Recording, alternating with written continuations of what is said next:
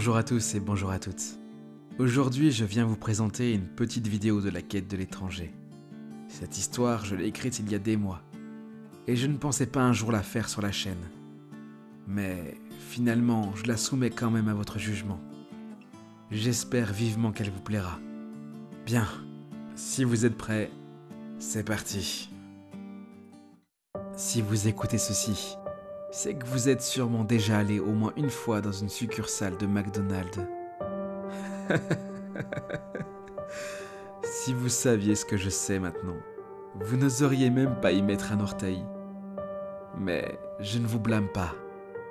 J'étais comme vous avant. Petit, j'allais avec ma mère et ma sœur à McDo, comme d'autres vont à la fête foraine. Pour moi, chaque occasion d'y aller était une fête.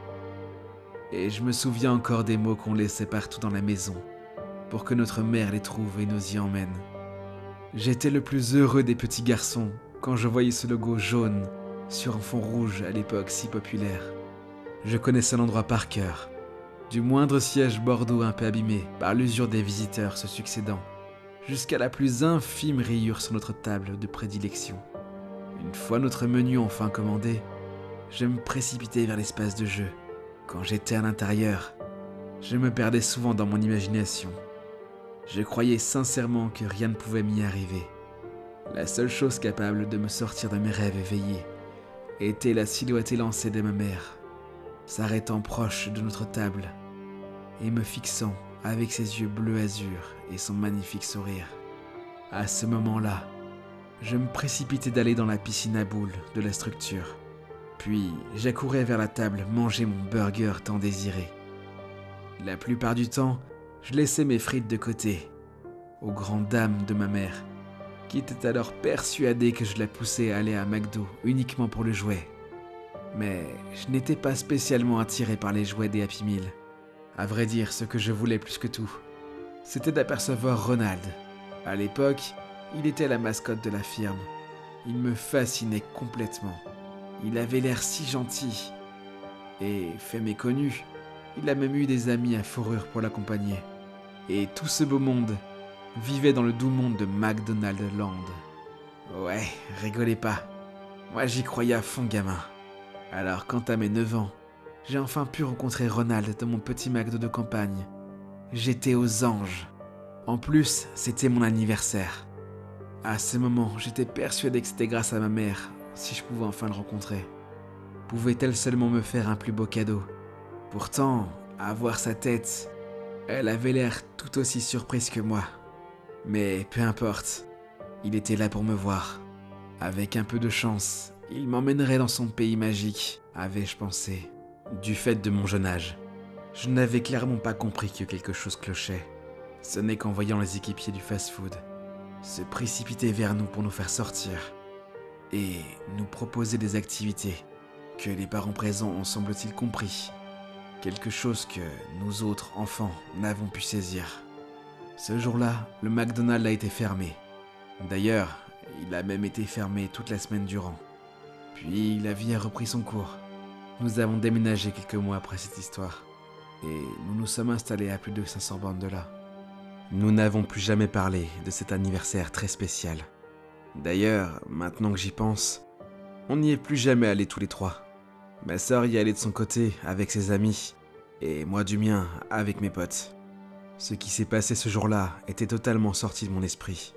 Du moins, jusqu'à qu'un événement se produise dans le restaurant du centre-ville d'Orléans.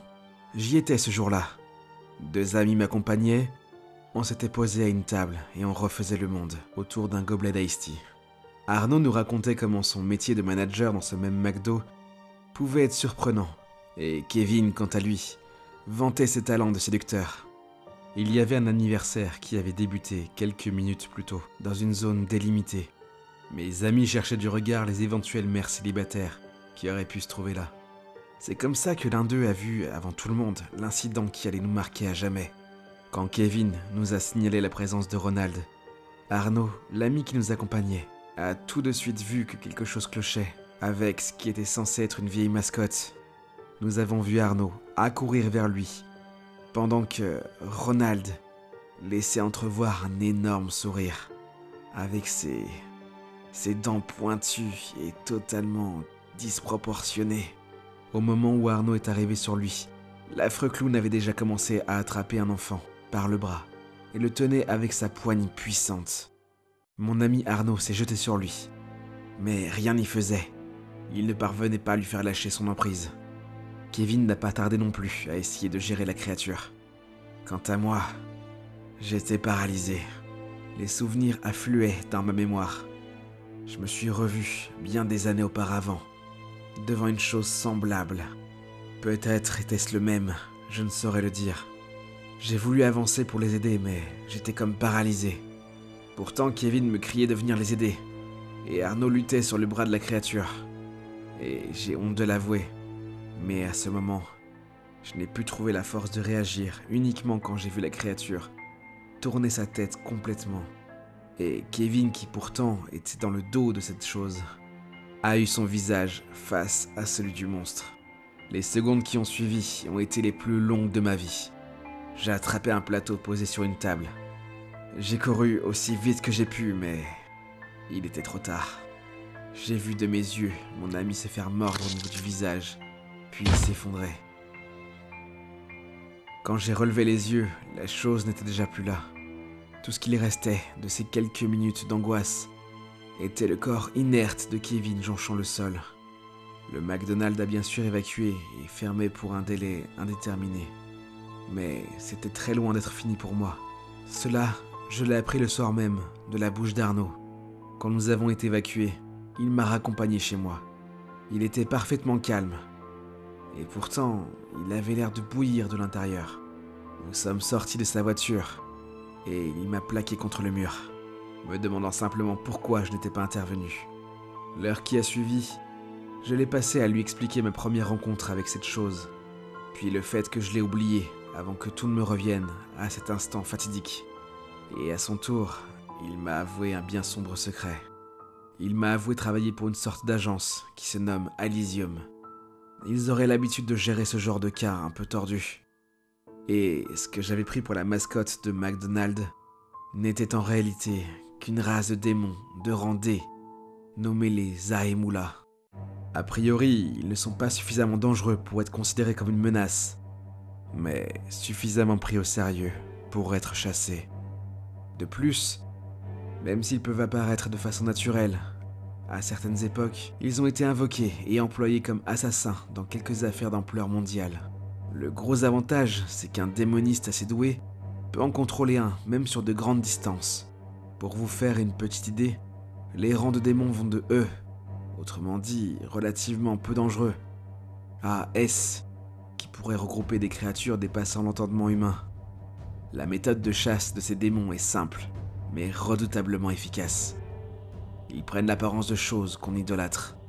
À une époque, ils se faisaient passer pour Zeus, Ra et bien d'autres divinités, pour se faire offrir des sacrifices.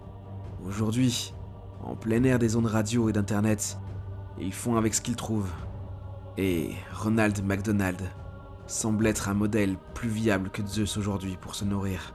Cependant, là où réside réellement la dangerosité des Zahemula, c'est que s'ils ne peuvent ou ne veulent pas dévorer leurs victimes, alors elles se transforment en des créatures à mi-chemin entre des ghouls et les zombies de Romero. Autrement dit, mon inaction avait sans doute condamné Kevin à ce terrible sort. C'est cela que voulait me faire comprendre Arnaud, avec toutes ces explications. Je devais assumer mes responsabilités et soulager celui qui était mon ami. Arnaud a eu l'air agréablement surpris de mon choix. Et la nuit venue, nous sommes retournés sur les lieux du désastre. L'enseigne était bien entendu fermée, mais, a priori, travailler pour l'agence Alysium laisse quelques passe-droits.